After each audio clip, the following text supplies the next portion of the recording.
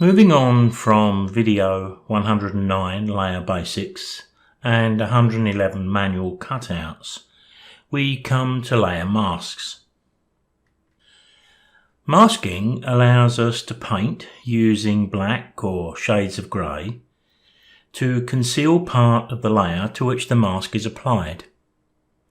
It appears that we're erasing pixels, but we're not. We can reveal those pixels at any time, either totally or in part by painting white. Now, much of the masking that photographers are going to require will be soft-edged and therefore fairly quick and easy to apply. It is possible, though, to make far more complex masks that may take a little more time, but that's a subject for another day.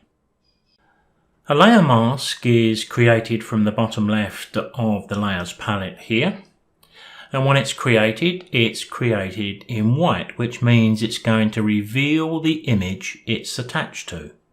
If I were to paint black or shades of black onto this mask, then it would reveal the image that's sitting beneath. And we can use any tools to do that. I was using a brush a few moments ago. Maybe I could switch to the gradient tool, set it up to paint black to transparent, and if I drew a line down the picture, what we achieve here is a mask which just reveals in a soft, easy way the sky from the layer beneath. Now we can see that a little more clearly if I just use the eye here to turn off the layer beneath. There you can see what the mask has done to the layer that's sitting on top.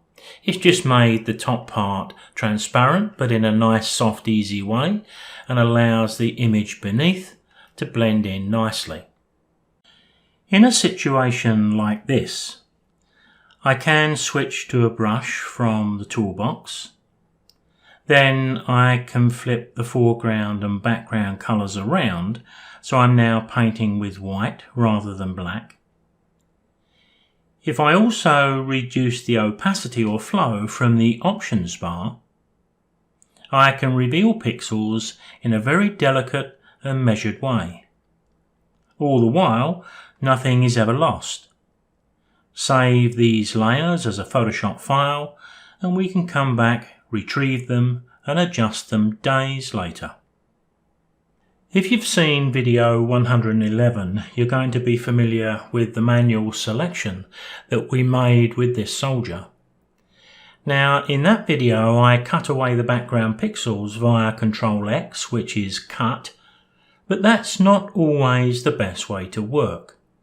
If we use a layer mask to do the same thing, and I'll do that here quickly, if we then spot any errors in our selection later, they're very easy to repair using either white or black, and that can be quite important for good quality editing.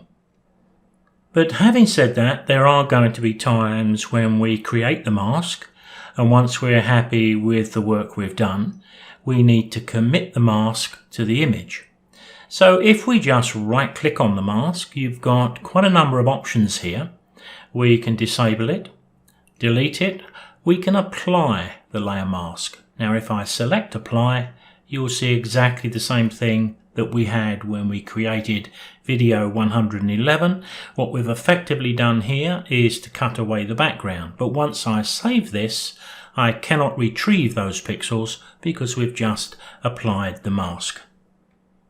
Now there's thousands of creative uses for masks. This is just one simple basic one.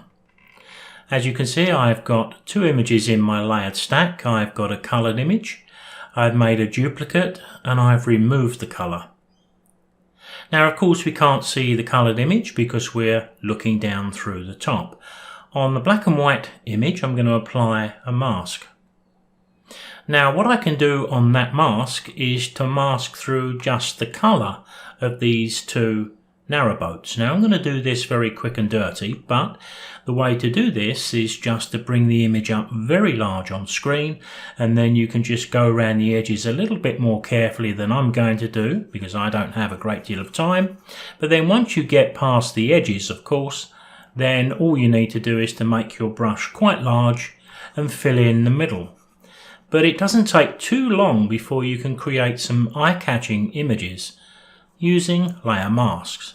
And of course, one of the problems, as I've mentioned quite a number of times, is if we make a mistake in any one point, we simply switch to white and we would zoom in and take a bit of care, but we can repair the edge because we're never taking away those pixels, we're just masking them.